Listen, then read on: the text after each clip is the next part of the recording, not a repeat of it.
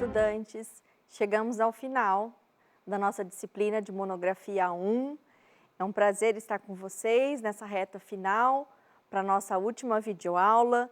E é uma videoaula dedicada à reflexão final, né? E é uma reflexão sobre a entrega do projeto de artigo científico. Então, para guiar essa reflexão, eu convido vocês a olharem o processo versus o produto. Então, o projeto é o nosso produto final. Mas para chegar até esse produto final, nós precisamos pensar como foi o projeto, né? Como foi a construção desse projeto? Como foi o processo, né? E esse processo, ele integra as diferentes etapas desse projeto de artigo científico que foi trabalhado ao longo da nossa disciplina. Para isso, é importante nesse momento final analisar a coerência entre as partes estruturantes de um projeto de artigo científico. E a nossa videoaula de hoje vai ser dedicada a essa análise, né? Quais são os guias, né? O que vai guiar as nossas reflexões? Em que ficar atento na elaboração desse nosso projeto final? Como avaliar a qualidade, o alcance das etapas do nosso projeto? Então, eu trago aqui a estrutura que vocês tiveram contato lá no início da disciplina, para que vocês tenham essa clareza, né? Então, começamos pelo resumo. O resumo de vocês contempla a introdução ao problema, os objetivos, o procedimento metodológico e o referencial teórico preliminar? Se sim, então o resumo de vocês está ok. Esse referencial teórico preliminar é pertinente e atualizado? Nesse ponto, ele retoma o trabalho realizado na disciplina de desafios na educação digital? Traz, né, nesse ponto, a justificativa que foi elaborada na disciplina anterior? E na parte do desempenho, do desenho, né, metodológico, isso ficou claro, né? Traz esses elementos? Como que vocês vão avaliar esses elementos, né? E esses elementos, eles vão indicar para vocês a qualidade do projeto que vocês estão indicando. Essa qualidade perpassa pelos objetivos da pesquisa. Eles estão claros? As perguntas de pesquisa, elas foram claramente formuladas? O procedimento metodológico é consistente? O que é um procedimento metodológico consistente? Ele se alinha, ele é suficiente para responder os objetivos e as perguntas? A posição teórica do grupo, né, dos pesquisadores, foi explicitada? São posicionamentos que devem estar claros no projeto de vocês. Há uma explicitação das regras dos procedimentos, há essa clareza, isso também é importante. Com relação especificamente ao referencial teórico preliminar, eu já destaquei, né? Ele está trazendo a justificativa que foi escrita por vocês no trabalho anterior. Essa fundamentação, ela é consistente com a proposta do estudo? E aqui um dado interessante, né? Essa justificativa que vocês construíram, ela é pertinente e atualizada? Mas como que eu vou saber se é pertinente e atualizada? E aqui tem uma medida interessante. Ela traz pelo menos 50% de referências publicadas nos últimos 5 anos. Esse é um termômetro, né, interessante. Se eu trago, por exemplo, só referências de muitos anos atrás, talvez ela não está tão atualizada. Ela pode até ser pertinente, mas ela não está atualizada. Então, aqui é um panorama geral desse referencial teórico. Se a gente olhar para os objetivos, como que a gente vai olhar cuidadosamente para os objetivos? Eles estão claros e congruentes com o problema, justificativa? Como eu faço isso, né? Esse é um elemento importante, é olhar a estrutura. Para isso, o procedimento metodológico ele entra em destaque. O como está claro com o que? Né? Eu trago uma descrição dos procedimentos clara, de acordo com os participantes. Há essa clareza? Há uma descrição de como eu coleto os meus dados, de como eu busco essa imersão na prática, por exemplo? Essa descrição dos dados, ela indica, por exemplo, os aspectos éticos envolvidos. Então, esse quadro geral é um quadro que baliza para vocês a qualidade da escrita do projeto final. As referências elas devem, né, ser sempre mencionadas. Lembre-se sempre desse cuidado, né, em mencionar as referências, porque senão se caracteriza plágio.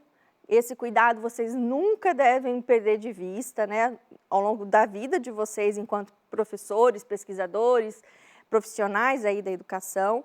Sempre, mesmo que é uma referência clássica, né, ela deve ser mencionada, não só as atuais. E aqui nas nossas regras, né, usar as normas da ABNT. Alguns aspectos gerais. Então, eu pego um projeto. Quais são os aspectos gerais que eu vou avaliar? A relevância, né, do tema, as contribuições para a área do conhecimento, então essa relação teoria e prática, isso é super importante. Essa coerência, essa consistência interna, né, o que é muito importante que vocês avaliem, consigam avaliar num trabalho. A linguagem clara e sem ambiguidades. E algumas continuidades. Então, isso é o projeto geral. Aí vocês têm que imaginar, do projeto para chegar no artigo, há um caminho também, por isso que eu destaco continuidades. E o que caracteriza o artigo científico? Já é importante vocês vislumbrarem, né? Qual é o meu objetivo final com esse projeto? É o artigo científico. Então, o que é o artigo científico? É essa apresentação sintética, em forma de um relatório escrito, dos resultados de investigações ou estudos realizados a respeito de uma questão específica. Vocês podem retomar as nossas videoaulas, a nossa videoentrevista, que vão tratar, né, de como a pesquisa se desdobra num artigo científico. E para isso, a gente tem que ter clareza desse objetivo fundamental, que é o artigo, ele é o meio, né? Um meio rápido e sucinto de divulgar e tornar conhecido, através da publicação, aquilo que vocês destacaram, né? Como dúvida, como problema, como alvo, né? Como objeto de investigação. Então, essa relevância, né? De pensar o que eu quero publicizar, o que eu quero tornar público, esse é o grande fim da monografia, né? O grande fim dessa especialização de vocês. Então, podem fazer parte tanto problemas teóricos quanto práticas, né? Práticas novas, ideias novas, e é esse o caminho que vocês estão trilhando com essa disciplina. Então, eu vou destacar brevemente a estrutura de um artigo científico, né? Título, autores, resumo. Normalmente se pede o resumo em inglês, espanhol, depende aí da revista que vocês vão submeter, palavra-chave. O conteúdo normalmente vem dividido, né, em introdução, métodos, resultados e conclusão, discussão. Esse esquema a gente apresentou lá na primeira aula para vocês terem clareza desse todo. E as referências. Então, guardem esse quadro, né, esse quadro guia vocês, guia a análise geral do projeto dessa disciplina. Vocês têm que ter um pouquinho, né, explícito, de alguma forma, uma versão preliminar, né, prévia desse artigo. Afinal, a nossa disciplina pede, né, um projeto final que vai contemplar um artigo científico aí no futuro. Eu desejo aí que todos vocês possam, né, de fato, chegar nesse artigo científico aí ao final. E aí que é importante destacar o que muda, né? Do projeto de vocês, da pesquisa de vocês para o artigo, a linguagem, principalmente porque é um trabalho mais sucinto, então vai exigir de vocês algumas qualidades, principalmente com relação à clareza, à precisão, a escrita, né? Deve ter uma coerência muito preciosa mesmo na argumentação, porque vocês vão ter que se comunicar de uma forma muito clara e muito objetiva, porque normalmente a pesquisa ela permite, né, um número maior de palavras, né, de caracteres. Então, essa fidelidade às fontes citadas, vocês devem cuidar mesmo num texto mais sucinto. E também esse preciosismo da linguagem científica, vocês devem ter esse cuidado num texto mais sucinto, e é importante que vocês tenham esse cuidado e analisar mesmo essas etapas todas que eu coloquei para vocês aqui nessa videoaula. Então, a objetividade, evitar sempre expressões eu acho, eu penso, parece-me, né? Porque isso dá margem a interpretações simplórias e sem valor científico. Para um texto, né, para um artigo científico, a gente tem que cuidar mesmo dessa objetividade. Esse estilo científico, essa linguagem científica de caráter informativo, a gente também tem que cuidar para que isso se faça presente no artigo científico. E sempre delimitar, né, aquilo que realmente é importante e se faz necessário no texto. Esse é um desafio, é algo que o pesquisador tem que exercitar a todo momento, né? Julgar aquilo que é pertinente ou não para a escrita científica. Um vocabulário técnico, isso a gente também tem que, de alguma forma, buscar alguma... pensar assim, o que eu devo buscar para tornar o meu texto mais claro e preciso naquele ramo da ciência que eu estou trabalhando.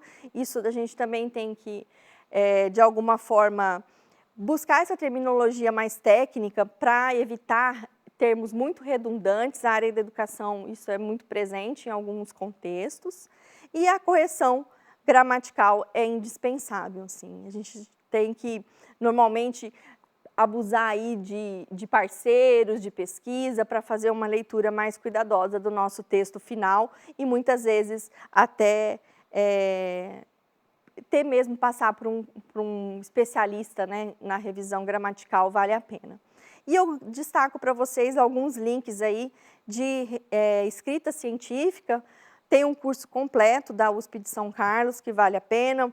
Tem vídeos aqui da USP, pertinho aí, feitos aqui pertinho da gente, em São Paulo. Quem tiver interesse de se aprofundar, é uma área bastante relevante para nós, profissionais da educação, se especializar na busca de um conhecimento mais qualificado sobre a escrita científica. Então, desejo para vocês aí boa sorte, que vocês consigam aí produzir trabalhos relevantes para vocês e para toda a nossa comunidade que está precisando de publicações de qualidade. Então, bons estudos aí e até breve.